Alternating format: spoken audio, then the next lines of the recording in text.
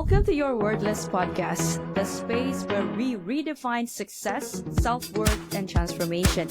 I am Nick Nieras, the soul-centered architect of transformation, helping you unlock your highest potential and build a legacy beyond limits. Now, whether it is self-mastery, career breakthroughs, or wealth creation, this is where change begins. Now let's dive in.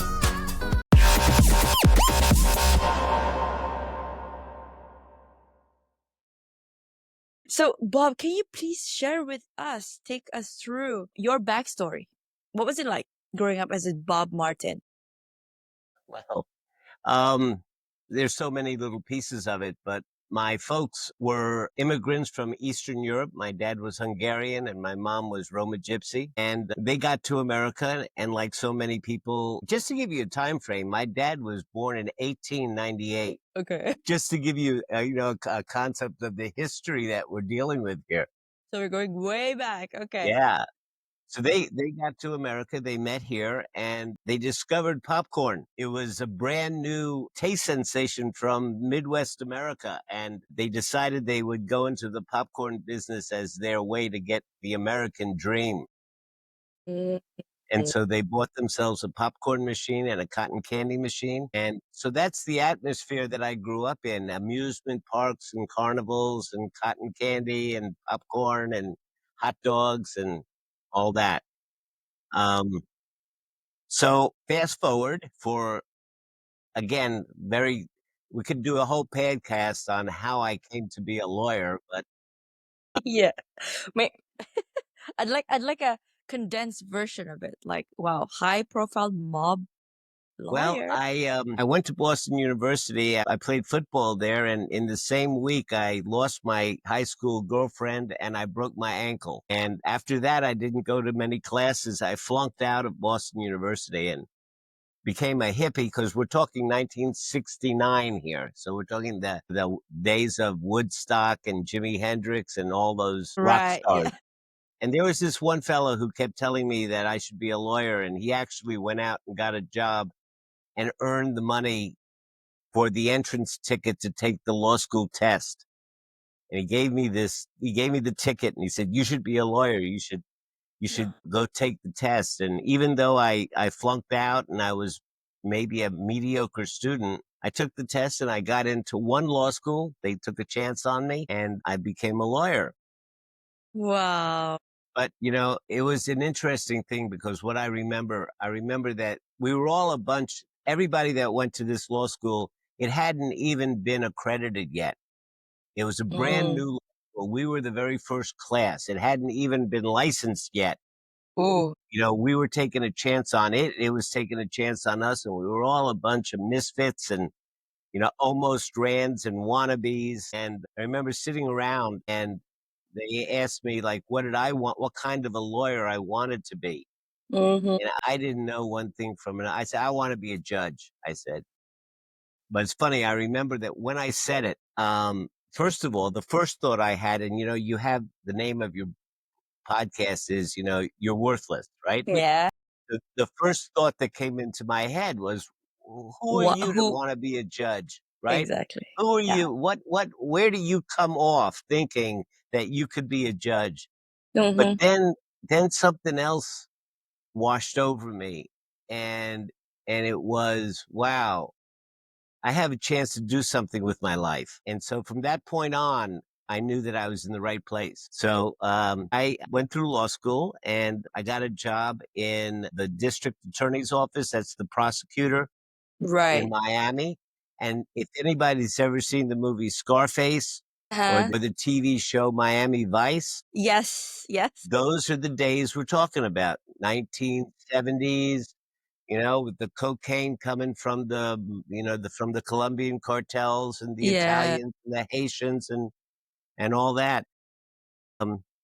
So I was part of a joint task force, and we wound up hitting the mob for 72 million bucks. In a civil case, money laundering, we were able to grab their bank accounts. Right. And I left the DA's office a little after that. And within 2 weeks, who should come to visit me but the head of the Miami families just walked straight into my office. I'll call him Johnny. And he walked right into, past the secretary, walked right in, sat down in front of me. We just looked at each other. And finally he says, you hit us for a lot of money. And I go, yes, sir. And he goes, we got some pretty good lawyers and you beat them. So we want to send you some clients. So I you're not started, worthless, Bob. I'm not worthless. I Yeah. started getting all these clients. They all came in with a lot of cash and I was doing pretty good. I paid my house off by the time I was 32 years old. Yeah. Wow. Wow. Yeah. I Wow. mean, and we had a very good arrangement with the mob because I said I wasn't going to do anything illegal, nothing unethical. And I told them it's your advantage to have a lawyer that's respected by the courts, whose word is gold, because that way I can represent you better. And they all said that makes sense and fine. Yeah. But I was hanging out with them and, they called them the cocaine cowboy days. They call it for a reason. There was a lot of that stuff around and my behaviors were a little bit excessive. Well, now I'm intrigued. So my private life, my personal, my professional life, I was hitting all the bullseyes. Right. Respected. Everybody knew me in Miami. They knew me. I had respect. But my personal life was heading downhill. I had an alcoholic wife. My kids were in trouble. She had alcoholic parents. I was doing too much cocaine. It was a mess. Oh. And, so I was seeing a therapist. Mm-hmm. And one day, I was investing in stuff. I had lots of money and I was spending it on this and investing in that. And as fast as I was making it, I was losing it. And it came to a point where I would have had to refinance my house again. Oh, so I mean, that's how far down I was going down this rabbit hole. And I asked the therapist, I said, should I do it? Should I refinance my house? Yeah. And rather than answering me, he grabbed some coins and he threw them on the table and he started adding up things and making lines on a piece of paper and picking them up and throwing them again. And I'm thinking, hey, this guy's supposed to be my therapist. Now Has he gone he's turned into a tarot card reader or something. What's going on here? But finally, he came up with this number and opened up a book to that chapter number. And he showed me the chapter, and the title of the chapter was Retreat. And I was pissed off and I cursed him out. And I got up and I stomped out. But that was the word I needed to hear. And I drove around Miami and I said, I'm going down a rabbit hole and I have two choices. I can either climb out of it or go down to the bottom. I mean, what's it going to be, Bob? So I started to pull back from some of those excessive behaviors and went back to see him. And I asked him, what was that? And he said it was a Taoist practice. I said, what's Taoism? What's Taoism? What's that? He said, told me what it was. And they told me the practice was something called I Ching. And so I'm kind of interested in it. And I find out that my therapist is the English language editor, the disciple and student of Master I Ching, a 72nd generation Taoist priest from the Shaolin Temple in China. What Kung are Fu. the odds? What are the odds? The Shaolin that's Kung Fu, Tai Chi, all that. Yeah. And this guy, I figured it out, 72 generations. That's like 1,400 years of handing wisdom down from Right. father to son to father to son. Yeah. So he came to Miami. And Nicolette, I am sure that you have run into some people in your life that the moment you meet them, I don't want to be like maudlin about this or like, but it's like you want to sit at their feet and just Yeah. say, teach me, Yes, like Please, I'm Please. your protege. Take Yeah. me in. Right, right. And that was like when I met him, that's what it was like. So I got to study with Master Ni for 6 years, and we had a little Taoist group, and he taught me how to live because my folks, all of their ancestors, all my ancestors had been wiped out by either the Bolsheviks or the Nazis. They came to the conclusion that there really couldn't be a loving God. So I never had any kind of religious background, but Taoism isn't really a God-based thing. There's no angels and demons. It's just it's an operating manual of how to live life. Mhm. I remember one time we asked him why they call him Master Ni. Mm. What is the master? Yeah. And he said, and he was funny because you'd ask him a question like that, and he'd just chuckle, and he'd give you some strange answer and walk away. And then left you thinking, what the heck has he just told me seconds ago? Right. And then you go into this spiral of pondering or reflecting upon life if you've already gone through that awakening. Right. So what Right. was it for you? Exactly. So when I said, why do they call you master? He says, because I have mastered life. Okay. Okay. So we finally went back and says, well, what does it look like to master life? And he said, when you have learned how to interfere with things the least and have the greatest impact, you have mastered life. Oh, Oh, can we say that? Can you say that that again, again. Bob? Yeah. When you have learned to interfere with things the least, yet have the greatest impact, you have mastered life. Wow. Poof. Yeah. Poof. So, so we spent a couple of years with figuring out what that looks like. Uh-huh. And the best thing that I could tell you, I mean, the metaphor that I like to use the most is if you're out in the ocean and you want to get to shore, you will notice that at times the water's going with you, it's going towards shore, and times it's going against you. Mm. And if you want to interfere the least and have the greatest impact, then you will notice when the water's going towards the shore and realize that it's helping you there and swim like heck. But when it turns around and goes against you, you don't want to burn energy uselessly, and you don't want to be swept out to sea. So if you align yourself with the energy appropriately, you'll just put out enough energy to hold your position. You'll save up your energy because you know that the tide's going to change and it's going to go towards shore again. And when it does, you swim like heck and then hold and then swim like heck and then hold. And that way you will get to shore using the least amount of energy and be successful. You won't panic and drown. You won't get to shore totally exhausted. You'll get there with plenty of energy and reserves, and you will have accomplished your goal. So everything about Taoism is about learning what the flow around you is and how to align yourself with it to be efficient and effective at having the least interference. It's well, you've seen Tai Chi, right? You've seen people practice Tai Chi. Well, you know what they're doing. You see them go like this, and then they go like that. Yeah. All right.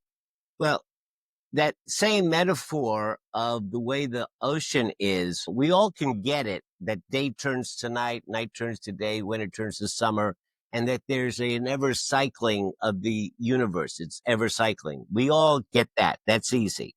Yeah. What most people miss is that the good times and bad times in your life also cycle.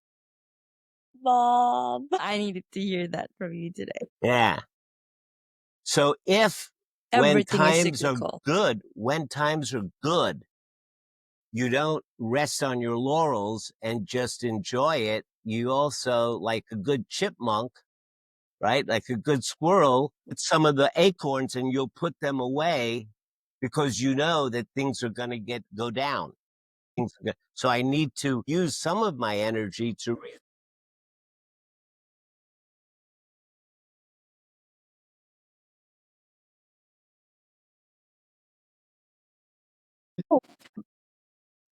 oh, So we were at the part where you said Taoism is about conserving your energy for when things are not doing so right. great. Yeah. So when things are not so great, then the appropriate thing is not to panic, but first to develop patience. You also want to have a tolerance for discomfort so that, Mm, you don't panic, and just, use the time to prepare for when things get better, because they will. And that's acting a little more appropriately, it's like sometimes you have a great idea and you want to share it with all your friends, but nobody wants to listen to you. They're all thinking about what they want to do this weekend, right? yes. So the non-Taoist way of doing things would be to force yourself. No, you got to listen to me. Yeah. The Taoist way is to back up and allow things to just develop. In the meantime, polish your idea a little bit more. Offering Yep. the way you Yeah, market. right? You buffer it, you polish it a little bit, and eventually they're going to turn around and say, now, what was it you wanted to say? Yes. And then you're prepared and ready to talk into their listening. So there's Exactly. all of these little gives and takes and times to punch through, times to wait, times to advance, times to retreat. And that's what, we talk about when we say going with the flow. Mm. First, you It's have to be able to identify the flow. exactly. Now that's my question. How do you identify the flow? I'm sure you've had those times where you know that you need to rest because you know there's something big's happening or shifting, but then you can't quite get your finger on it because you're too used to just go, go, go. So help me out, Bob. Yeah, yeah. How? So, Hi, I'm Nick Nieras, your host of the Your Worthless podcast. Now, if these real raw stories hit home, don't wait. Please follow, like, and subscribe my Spotify and YouTube. For bite-sized inspirational reels, follow me on Instagram, TikTok, and LinkedIn. Don't wait. Your transformation starts today. Thank you, and bye for now. it's like the question that you're asking is like saying, what happens if you want to build up your shoulders and your biceps? You want to have nice guns. You want to have, Yeah. be able to. Yeah. So how do you do it? Well, you go to the gym and you exercise, Uh-huh. right? Right. So there are practices that teach these things, like the I Ching. When my therapist was throwing the coins, Yes. what interesting, the great therapist Carl Young, I love Carl him. I Jung, love his work. I he love his was work. fascinated with the I Ching. Yes. The I Ching means the classical book of changes. And by Mm. changes, it means the cycling of the universe. So where are you on the cycle? Because it's always going to change. So that's what the I Ching teaches. And so what he was doing when he was throwing the coins, and what Carl Jung discovered, is that the I Ching is not an oracle and it's not a fortune telling device or anything like that. What it does is you'll ask a question like, what do I need to know about the job interview I'm going to have later today? And what generally happens is our rational mind, our verbal mind, it starts going on with all of that, you're worthless stuff. Yeah.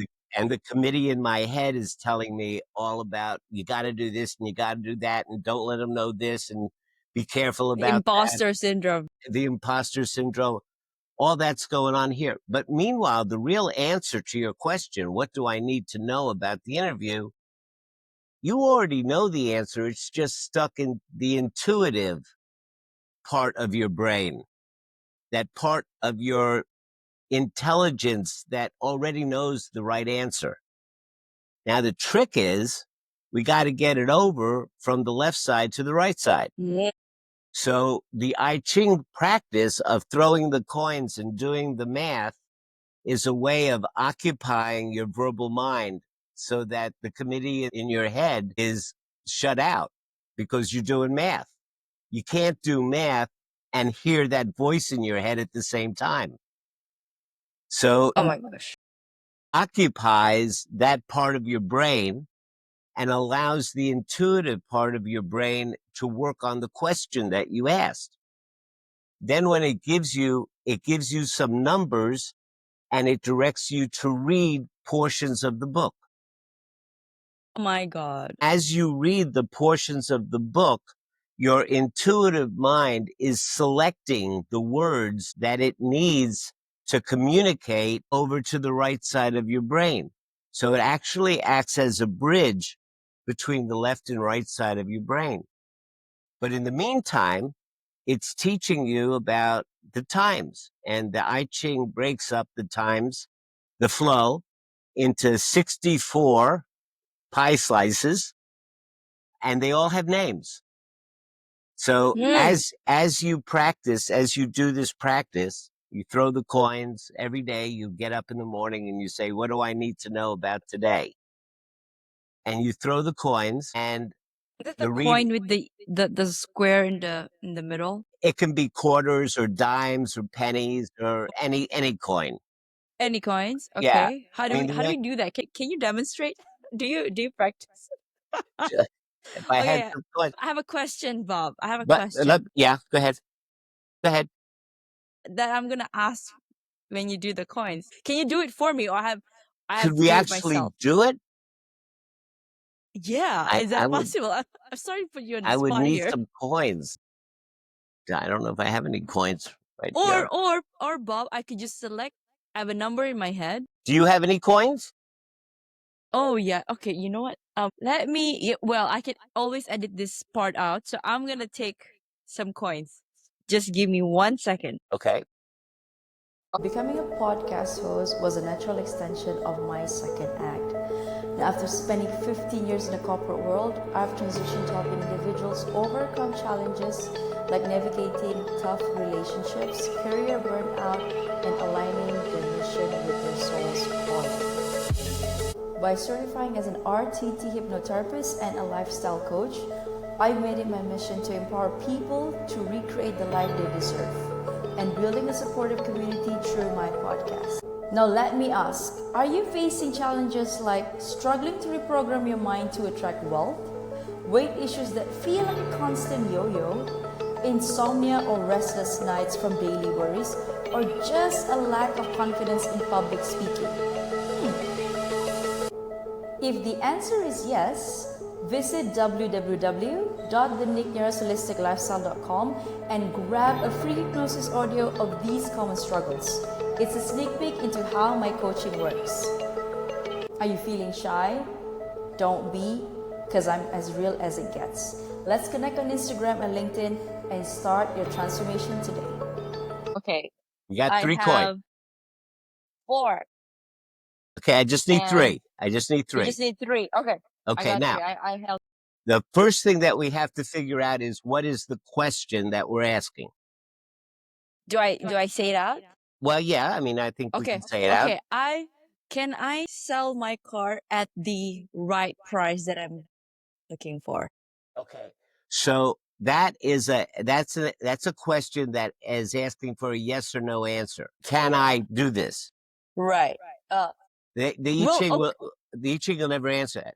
What Oh. Okay. So how do I phrase it then? Okay. the way that you phrase it is, what do I need to know about selling my car? Okay. Now Right. it's an open-ended question. Okay. Now Right. you're open for advice. Okay. Okay. So you say, Okay. what do I need to know about selling my car? So now Yeah. take the 3 coins Okay. I and have them. kind of shake them up and drop them on the table Okay.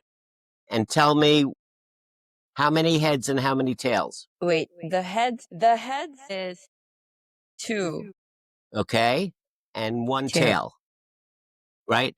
So that adds up to, I'll explain why, but that adds up to 7. And 7 is an odd number that makes it a yang. And since it's a 7, it's a young yang. So I'm drawing a yin yang. So now do it again. Do it Don't again? worry. Do it again. We're going to do it 6 times. Ooh, okay. Because we got to keep that mind occupied. So do it again and tell me what you get. Same. So you got 2 heads and 1 tail. Yeah. Okay. 2 heads and 1 tail. So that's also a yin yang. Do it again. Oh, okay. Do I need to shake it or just? That better. Ooh. Okay, so 2 tails, 1 head. See, that's a yang yin. Okay. Okay. Don't worry about it. Just do it again. 3 heads. 3 heads. So it's 2, 4, Yeah. 6. That's a old yin. Okay. Okay. 2 more times. 2 heads, 1 tail. 2 heads and 1 tail. 2, 4. That's 7. That's the 7 again. Okay. And 1 more time. 2 heads and 1 tail. 2 heads and 1 tail. It's another 7. Okay. What we drew, so what we drew was, I'll draw it so you can see. Sorry to make you. No. This is fun. I'm loving it. I'm loving it. Okay. I'm loving it too. I love all Okay. this stuff. So Okay. what we drew, Okay, I see that's what this. we drew. Right. But Right. the one which has a dot, that's an old yang. That's an old yin. So it's going to turn to a yang. So we're going to Okay. create another thing. So Okay. don't worry about. I'll explain it all later. I'm like, my head's full of question mark here. Okay. So now what we got is something that looks like this. See how the one that was the broken line turned into a straight line? Yeah, it It became a straight line. changed. It Yeah, it changed. changed. And Yes. it changed into something else. Okay. So now we're going to go to a chart. All right. Whew, We're going to go to a chart, I'm excited. and the chart. And by the way, this book here is one of my favorite books, and it tells you all about how to do it. See how it has the pictures, heads, tails, everything. Right. Okay. So now we're going to go to a chart that looks like this. Okay. Okay. And we're going to, without explaining it too much, we break it into the lower 3 and the upper 3, and that has a significance. But let me see. So the lower 3 here is Pui, then broken straight. See how I'm occupied with math? Yeah. So all this time I've been occupied with math and figuring things out and looking at a chart, and then this one's okay, and then this one is Pui, and it changes to Chen 10. Okay. So what we got here, the way that we would say this is that we have chapter 61 with the changing line in the 4th place, which then converts to chapter 10. So that is a reading which we're now asked to read. So now we would go to chapter 61. Oh my God, I love this stuff. We go to 61. See? Okay. Okay. That's chapter 61. And chapter 61, the name of chapter 61 is Insight. Insight. This has a flavor to it. This is a time. Remember, these are 64 pie slices of the different times of your life. So this is a time of insight. Now, what the relationship is between 61 and 10 and what force the 4th line has, that's all subject to interpretation. That's all you. That's all your intuitive mind speaking to you. Whether the 61 is the current situation with a force of the 4th line acting on it, changing to 10, which is the future, or whether the 61 is the general situation and the 10 is a more precise or definite, whether it is a warning or whether it is an applause. All of that is your intuitive mind speaking to you. Okay. So it's all a matter of interpretation. But 61, it says that insight moves even pigs and fish. is good fortune. It's advantageous to experience the collective flow, and there is further advantage in correct persistence. There is further advantage in correct persistence. So rather than reading through the whole thing, let me just look. This is a close achievement insight to bring about. So what it's saying is, this is a time to look within and realize that there are probably emotional forces acting on you, and My that God. you want to have some insight into what is emotional and what is um, appropriate for the circumstance to solve the problem, and they may not be the same thing. So, okay, so that's a time of insight, is a time of looking within and trying to sort out what's emotional and what's rational and the like. Um, says be totally open and unprejudiced towards the object of your inquiry. In other words, don't go with the idea that I should buy this. Be open-minded. Don't be biased already and have made up your mind, and tell yourself that you're not making up your mind, even though you have made up your mind.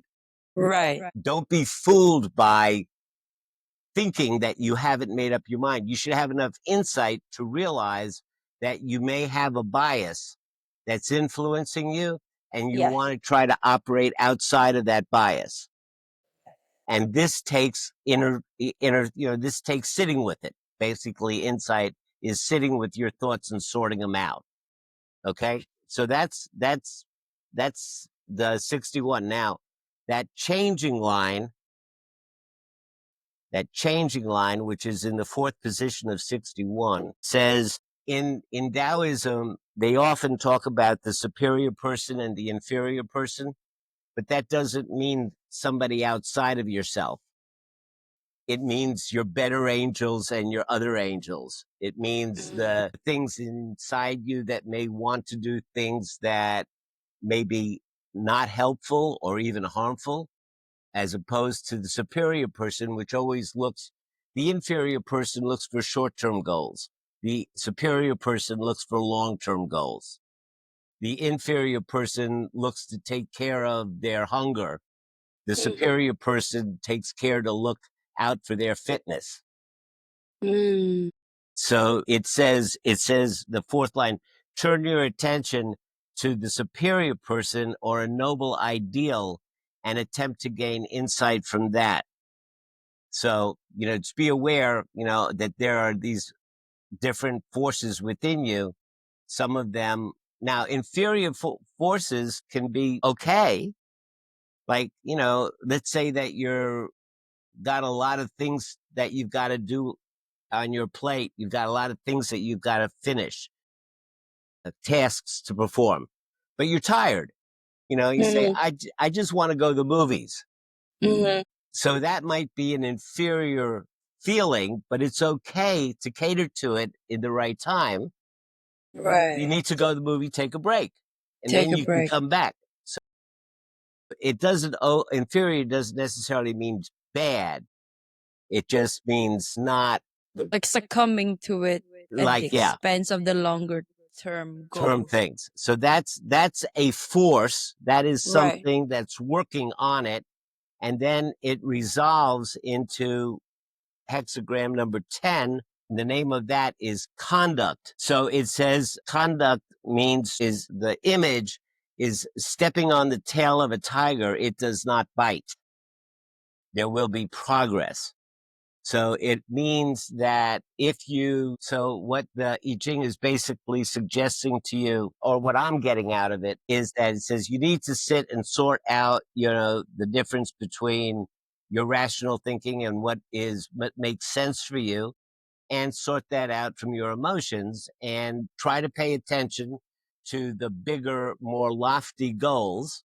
And if you do that, whatever you do, whatever decision you make, even if it's not exactly the right decision, it's going to be okay. As long as you're okay with it, it's going to be okay. Even if you step on the tail of the tiger, it's not going to turn around and bite you. you know? Okay. The first part, when you Mhm. explain it, I got it. I Mhm. felt like, okay, I know what I need to do. But in the second part, it made me kind of rethink that exactly when you said, whatever decision that I take is going to be okay. If you're okay with it. Yeah, if I'm okay with it, regardless. Yeah. In other So- words, if you have the insight and you sort it out and you pay attention to your better angels, okay? Then whatever decision you make is going to be okay, because ultimately the truth of the matter is if you're okay with it, it's going to be okay. If you do it and you wind up regretting it because you haven't thought it through, if you're not okay with it, whatever decision you make is not going to be okay. Yeah.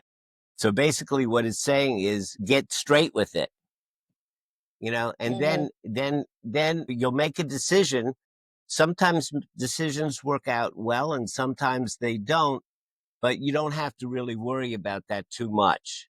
If you take care in the beginning to sort the stuff out, then the decision that you make is going to be fine as long as you're fine with it, which is the truth.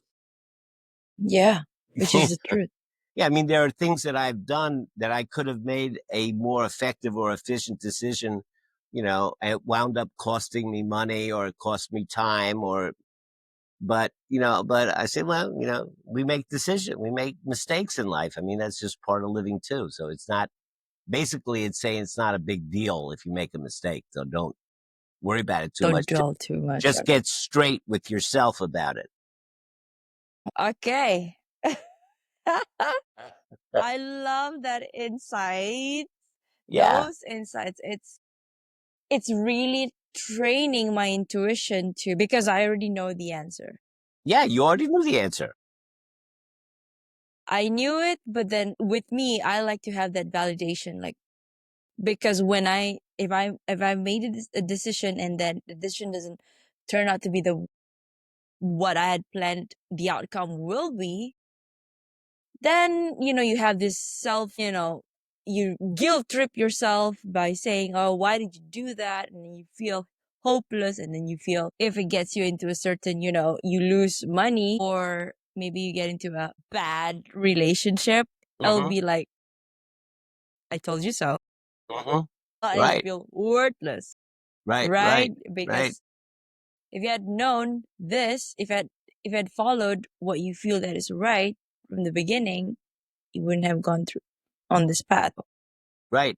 And maybe what it's also pointing to, everything that you're describing there is true for the particular situation, but it also takes on a life of its own and it becomes a self-fulfilling prophecy where you start to worry about the outcome before the outcome gets here. And the worry about the outcome actually interferes with your decision making. So it It's becomes now attracting. self-fulfilling. Yes. It's self-fulfilling because the actual pattern of doing it interferes with your ability to make decisions, and it promotes and supports the process, which is not helpful. Yeah. So it's also pointing to that about having the insight and on a deeper level. So even on various levels, it's advising you that not only is this about the car, Yeah. but it's also about the process that you go through when making decisions. Yes. Oh my God. Oh my gosh. Oh my God. So you can imagine that if you got up every morning, now what did we spend 15 minutes maybe on this, right? Yes. And what is available, I mean, the wisdom that comes out of it is certainly worth my 15 minutes and in your 15 minutes. So Yes. can you imagine if you got up every morning and you say, what do I need to know about today? Just as I'm going to the gym of my mind, and you had this practice and you did this every day, and every day you started to, now I know about the time of insight, and tomorrow I might learn about the time of attraction, I might learn about the time of deterioration, the time of prospering, the time of conflict, the time of penetrating influence, the time of subordination. So there's all of these different times. And after a while, when you practice this on a daily basis, you begin to own the names so that when you're going through your day, you run into a time, and because you practice, you can feel and you understand what a time of conflict, what it looks like, what it What tastes it like, looks what it like. feels Yeah, like. feels like So now you during the know when day, to you're retract in or it, when to stand on your ground. Yeah. and you go, I'm in a time of conflict. So now I know how to better align myself with it because I've practiced it while I've been having my coffee in the morning in a safe place. I've been practicing how to deal with conflict in my mind.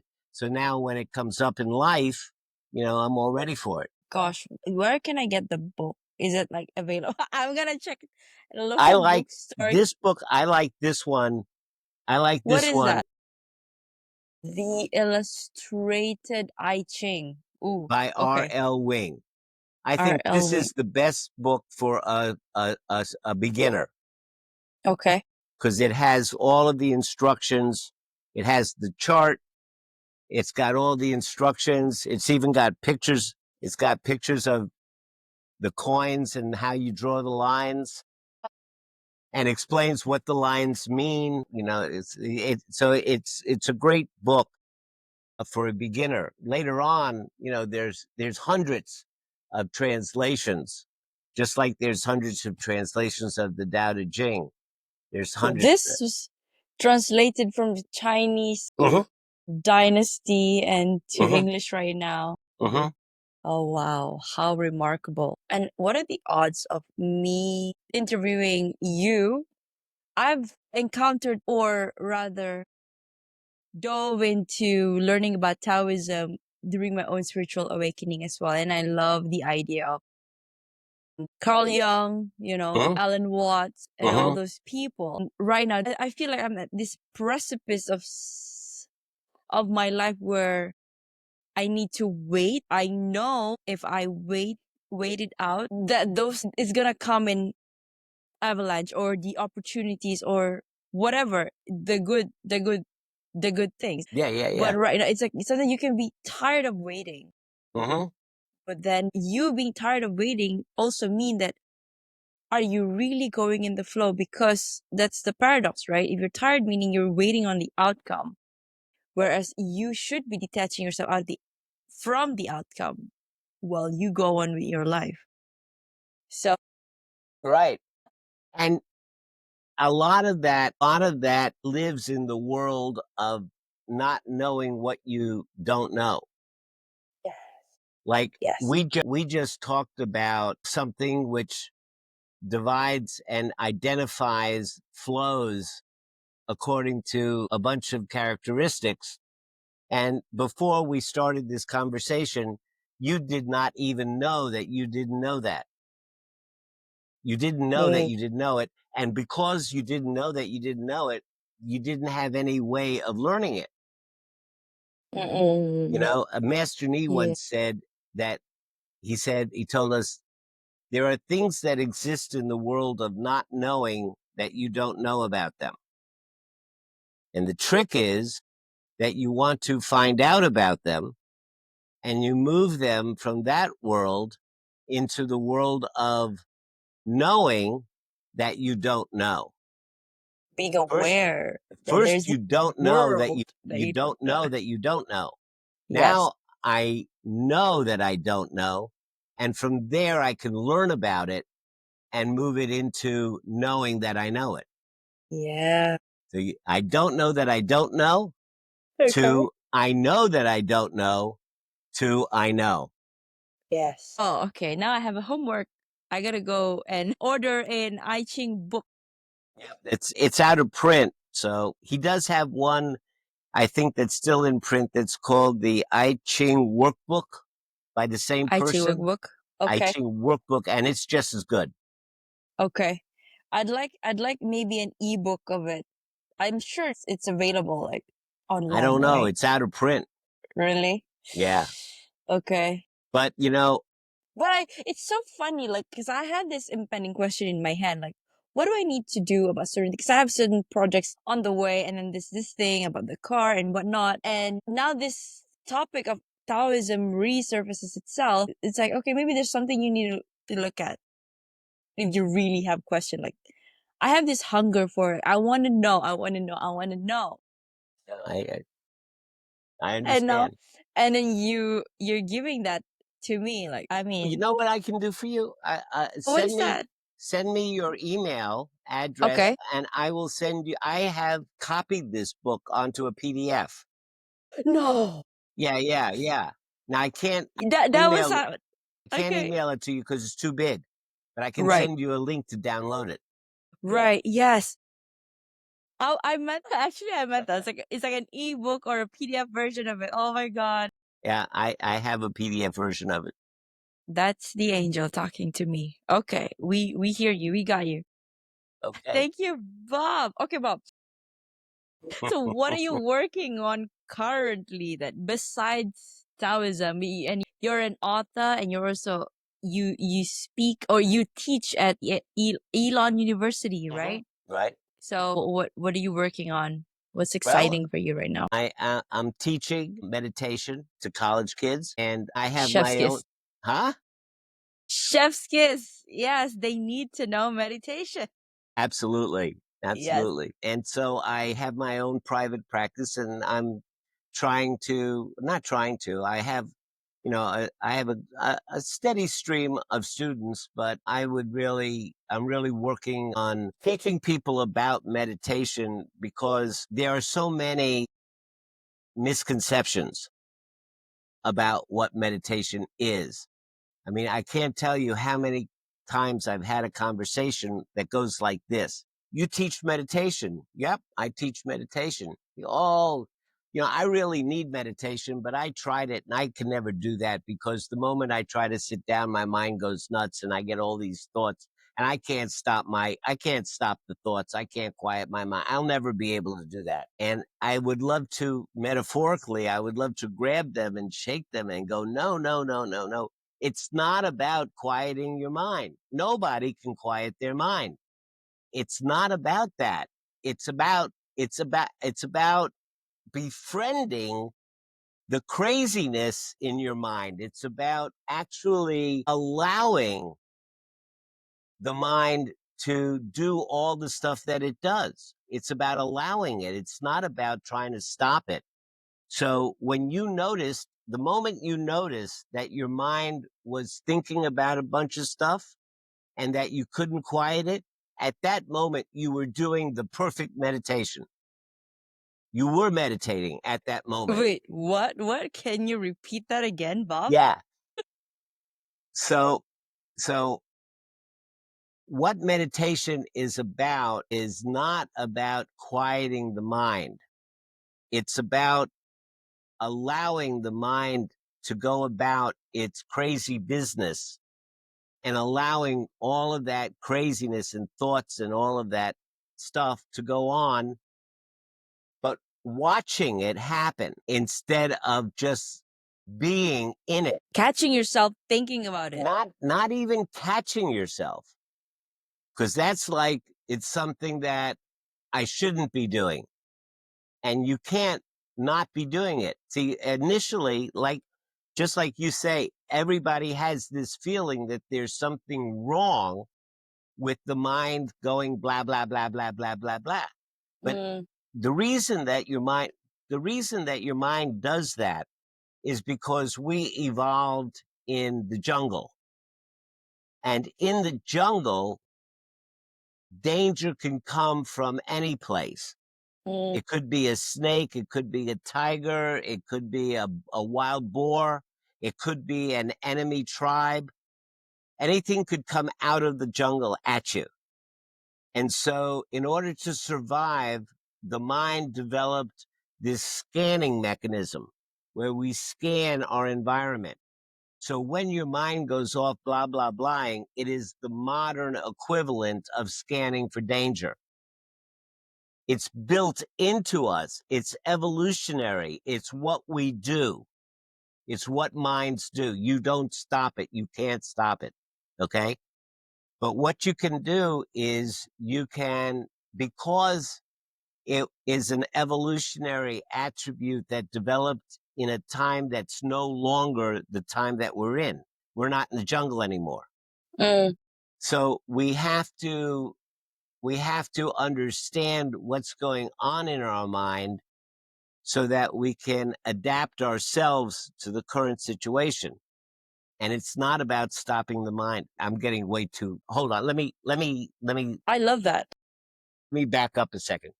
So Nicolette, you have been Yes. in a situation before where you have intended to be listening to somebody, and then all of a sudden you realize that you haven't been listening to them, right? Yes. Yes. So all the time, happens all the time. That's Almost all meditation. the time. That is meditation. That's what you do when you meditate.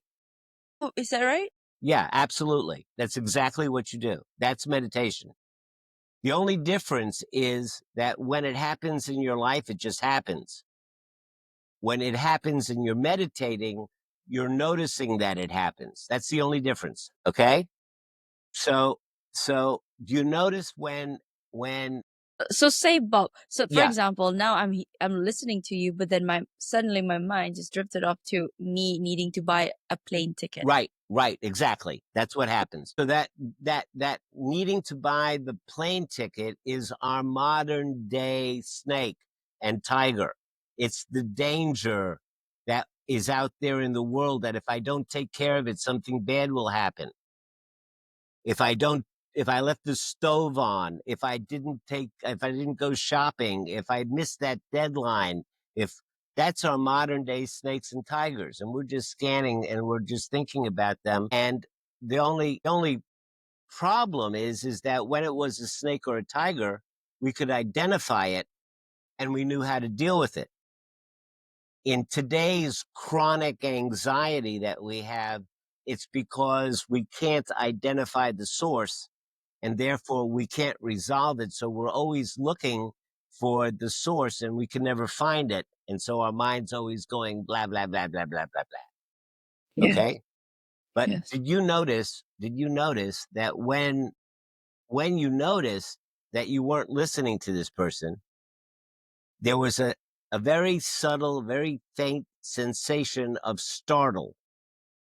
Yeah. It was like you said to yourself, I'm not listening, right? Yeah. It's Yes. like for that little moment, you like woke up. Yeah. Okay. So what we do in meditation is we say, okay, I'm going to pay attention to this candle. Mm. And I'm going to tell myself that I want to pay attention to the candle. And just like when you stop listening to the guy, your mind went, hey, you, hey, you said you were going to listen to this guy. You're not listening to him. What's that all about? Right? It's like your Yeah. mind is telling you this, like you're not doing what Yes. you said you wanted to do. It's Yeah. like there's a little alarm. Your mind wants to do what you want it to do. But then we have this evolutionary like attribute that gets in the way. So eventually your mind will say, whoa, hey, you wanted to listen to this guy. So I want to pay attention to the candle. So now your mind goes off into a fog of Yeah. rumination and projection, thinking about what happened in the past and what's going to happen in the future and Yes. catastrophizing and all that. So you're off in that, but then it goes, hey, you said you wanted to pay attention to the candle. Okay. So when that happens, I know I'm kind of going in a lot of different directions, but it's the I only love it. way. So it's like you say, I'm going to go home, and you get in your car and your car drives you home, right? Yeah. Just You don't have to think about it. You just lost in your exactly. fog and you're home. Yeah. Yes. Okay. But if another car gets a little too close to your car, Yeah. all of a sudden it gets your attention, right? Yes. Okay. Think of that word attention. It gets your attention. So now we got two states of mind. Either we're in the fog or we're got attention. We're putting our attention on something. And we kind of go back and forth between this all day. We're just lost in the fog.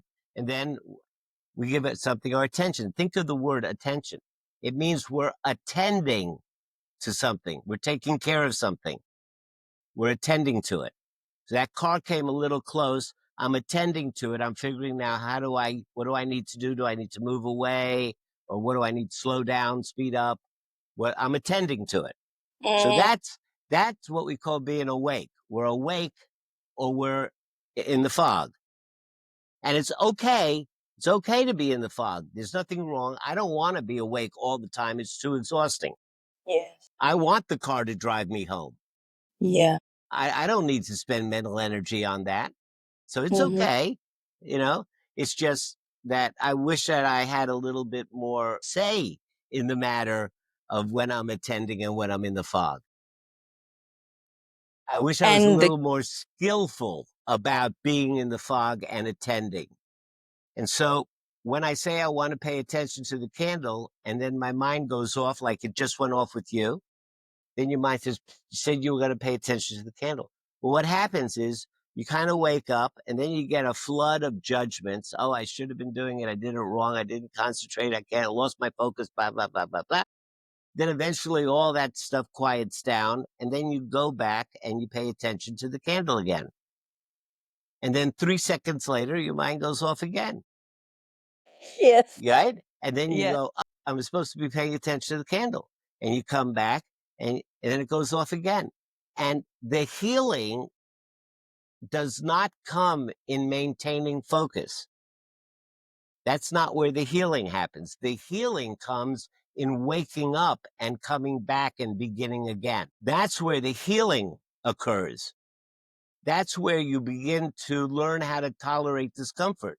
That's where you learn how to let the judgments quiet down. That's how you learn to allow yourself to do things. You develop all of these skills, which are radical skills, which we don't do every day in life. We don't allow ourselves, we don't give ourselves space. We don't, look at our judgments and kind of giggle about them. So if you do this practice, you start to learn what it feels like to be awake, what it feels like to be in the fog, what our judgments start looking like. And you start to step out of being your thoughts to not being your thoughts, to having thoughts. I mean, To don't we say observing. to observing your thoughts? I mean, in our language, don't we normally say, "Hey, Nicolette, I had this idea. I have this thought. I had this thought." Well, if you had the thought, who is the I that's having the thought? There is an I there. We have just become so disconnected to the creator of our thoughts, to the database that is the foundation of our thoughts. And it's been so overwhelmed by the conditioning of life that you're worthless Yeah. and the conditioning that's been over on it, that once we can step out of our thoughts and have thoughts, not be thoughts, and we can start thinking, well, who is this me? Who is this guy that's having all these thoughts? And I start to reconnect with the creator of my thinking, all of a sudden the chains of the conditioning start to fall away. And I start to realize, hey, man, I am free to create the me that I want to be. I am free. That's where freedom comes. That's where you really become free. And then what you do with it, that's your choice. If you want to use it and waste it, then you can. But if you want to use it to create the life that you want to live, the life of your dreams, if you want to do that, you're free to do it. You just dropped, I think, the whole course on Meditation 101. Bob, you are on a lot of podcasts, right? I'm pretty sure Oops, I lost your voice. Okay, you're back. even Riverside is like, wow, the topic today is like super, super Now wait, out of this world. where are Yeah. you? I'm here. Can you see Here, me? I got you. Is Okay. it possible for me to for me to put a video on? Is it possible? Oops, I lost you again. Hello, Bob. I got you back. All Okay. right. Is that possible for me to put a video on? Oh, of course. Yes, please. Let me see if I Let's can. see if you could do share screen. Yeah, let me just, I got to find it first. Hold on. Um, I'm getting a one-to-one teaching from you. You teach this to your student, right? I don't even need to be enrolled at Elon University, and here I am. okay, where did I? Is there a feature? Huh? Yeah, I just can't remember where I hit it. Okay. It's not, I should, dang, let me just look here. All right, let me see if now I'll go back to you. Let me see, share screen, speaker, stay, share screen. All right, select tab to share. Okay, yep, there. I don't know, can you see that or not? I don't know. Oops, wow, what happened? That's the loop of life. Yeah, well, it doesn't look right. Let's stop sharing. Yeah, and then I think you should go to your window. Share screen. Oh, there it is. Here we go. Media player. Can you see that? Yes, I can. Okay. Now let's see if you can hear it. Now, how do I make it play? Here we go. Oh, no, I can't hear it. I think you need to click that. There's a tick mark that says to share audio prior to sharing. Gotta go back. Yeah. Okay. Now share presentation. Yeah, and then there's a checkbox that says share Upload a audio. slide presentation. No, that's not it. Not now. Share screen. Also share tab audio. Yes, that one. Okay, that's on. Okay. Window. I lost it. I'm sorry. I wish that That's okay. it's supposed to. Can you hear it? Can you hear it? No, I can't. Yeah, I think this is I, well, that's okay. You can send me this as well. I'll send you the link. The link and then the PDF version of I Ching. But I'll tell you, can you see it? I can see it. I can see it. So what he's telling you right now is it just your mind goes crazy. So he says, as soon as you sit down, your mind goes crazy. You start thinking about, what that guy said and everything else is going to go nuts. And that's fine. The whole thing is to notice it and then return and begin again and again and again and again. He says this is like a bicep curl for your brain, and it's a radical act because it's not what you do in your everyday life. So I'll send you the link. Yes. Wow. That. But I'll tell you, let me tell you another little story. So in one of my classes, one of my students talk about feeling worthless. This is right up the alleyway of this podcast. So she comes, and of course, anybody that takes the class, they do it voluntarily because it's not required. It's an elective. So they choose to take it because they figure they could use it and they want the benefit. And the way that I teach it is we meet in class once a week, but then I have an app that was developed at Duke University, and the app has the guided meditations on it, and they do the guided meditation, and then a log comes up and they write like how it was for them, that 10 minutes. Right. Right. And every single morning that log comes to my dashboard. I get up at 4 o'clock in the morning and I read all the 15 every single day. I read all 15 logs and I answer them, and they go back to their app. And before they do their next practice the next day, they get my feedback. Right. So they get coaching every single day for 5 weeks, and it's just crazy effective. Anyway, I noticed that she's not sending in logs. Mhm. Well, what's that all about? You took it because you wanted the benefits, and I'm sure you understand that just like a gym, you can't just look at the machines. You got to get on them. Yes.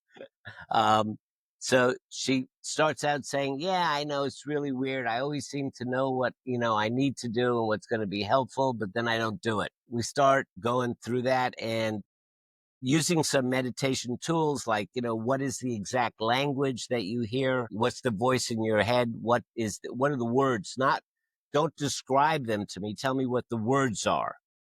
And so, she's struggling with trying to get that. And then she says, well, the thing is, it seems like I always sabotage myself. So we continue on looking for the words and asking her to describe to me what those patterns are. And then all of a sudden she breaks down. She starts crying. It's like a flood of tears. And she says, I just don't think that I deserve to be happy. Wow. So I'm not there as a therapist. I'm there as a meditation teacher. So we don't use therapy tools. We use meditation tools. So I start asking her, I see that you're crying. I see that you're emotional. Tell me where in your body you're feeling it. She goes, what do you mean? I said, where in your body? What do you mean? Where? I just keep repeating, where in your body? So she goes, well, all over. I said, well, yeah, I know. I'm sure you feel like a pressure all over, but I'm sure that there's some place where you're feeling this. Well, my eyes, anyway. So with a little gentle pushing, because it's a weird question. Where in your body are you feeling this? It's weird. So after she got past the weirdness, she actually identified a spot that was like 2 inches underneath her collarbone. What? She says, not my heart. It's not my heart. It's like this place right here. And that's where I feel it. I said, okay. And then I said, do you notice that you're not crying anymore? And then she looked at me and she was perfectly calm. I said, well, when you're upset, you're thinking about all of the history that you've had. You're ruminating about all of the history, and you're out in the future catastrophizing about the fact that it's always going to be like that. But when you start thinking about what were the words I was using and where do I feel it in your body, you're in the present moment, because you can only feel things. You can only have a physical sensation in the present moment. You can't have a physical sensation in the future. Yes. Right? Yes. So once she left the future and left the past and she came into the present moment, she realized that there was nothing to be upset about right now, right here. Right now, yeah. Everything that she's upset about's in the past or in the future. Mm-hmm. So she goes, oh, that's what they mean when they're talking about being in the present, No, yeah. being in the now. So yeah, I said, yeah, that's what they're talking about. And then we started talking about how emotions are nothing really more than a physical sensation and a thought. Because if I said, Nicolette, I love you, but I didn't feel a yearning, I didn't have a physical sensation, it would Yeah, just be an intellectual comment. exactly. And if I had the physical sensation, but I didn't have the thought, then it would be more like indigestion, Yeah, right? yes. But when you put the two together, it's emotion. And if you can Energy in motion. deconstruct them, right? If you can deconstruct it, then you can manage it. And at the end of the class, she was logging every day. And in her final reflection, she told me that she was going to take that into the rest of her life. So that's the power that this practice has. And you don't need any special equipment, and it doesn't cost anything, and you don't have to leave your house, and there's not a lot of physical exertion, and you don't have to do sit-ups or planks. Yeah, And it makes a huge difference. try it. Try Do it. it. Do it. Wow, Bob. This has been, I think, back to back. I've been having episodes which are super, super insightful. And I think it's more of for me to apply in my own life. And of course, for my listeners too. And the way we are connected, it's like, because I believe in frequency, vibration. So if I'm in pursuit of this type of knowledge, that means, and there's that recipient or somebody who's giving that kind of information to me as well, that Whoa, makes it. hold on a second. Do you have I think I got something coming up here. Hold on. No, okay. So Yeah. Hold on. Let me just look. Okay. We can wrap it up. Yeah. We took about 1.5 hours. Oh yeah, I do. I have something at 9:00. Okay. So. Okay. All right. Okay. Well, Bob, thank you so much for that insightful interview. Now, where can people reach out to you if they want to? It would be, you can send me an email, you can look at my books, and you can get a free downloadable introduction to meditation. It's free and it's downloadable ebook at awiseandhappylife.com. Awesome. Awesome. So there you have it, everyone. A huge thank you to you, Bob, and to all of you for listening. This is Bob Martin, and I am your host, Nick Nieras. Remember, you are not worthless. You are enough and you are worthy. Keep shining and keep growing.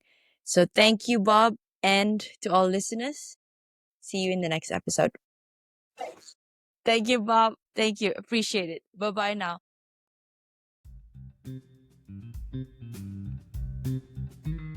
Hi, Bob. Good morning to you. How are you? And good morning to you. Thanks for having me on your podcast.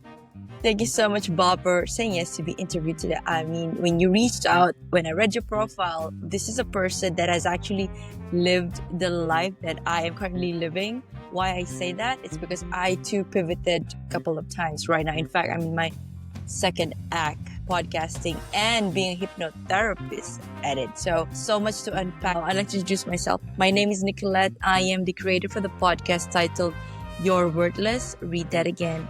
The juxtaposition of your very soul. Now, for our listeners, we have Bob here with us. From a high-powered mob lawyer during Miami's wild cocaine cowboy days to a certified meditation teacher with a master of social work to go with his JD. This is a guest with a story that is as extraordinary as entertaining and fun. Bob here has helped hundreds redesign their thinking of life for the life they dream of. His journey is anything but ordinary. Now, he is a 2-time published author and professor of wellness at Elon University. Bob blends Taoist wisdom, I Ching. Interesting. Brain science, psychology, and humor to tackle everything from breaking free of limiting beliefs to finding clarity and resilience in life's chaos. Welcome, Bob, to the show. Thank you so much. And I think that humor is the most important piece of all of that. Yes. Laughter is the best medicine. I live by that. Yes. Love this episode? Now, transformation doesn't end here. Head on to @holistic.lifestyle_with Nick. That is on my Instagram. Or head on to my website, www.deniqueraswholisticlifestyle.com for more info on my coaching framework, which is the Worthy, Authentic, and Abundant Framework, digital guides, and my upcoming events such as retreats and master classes and workshops. Now, I also do intuitive readings where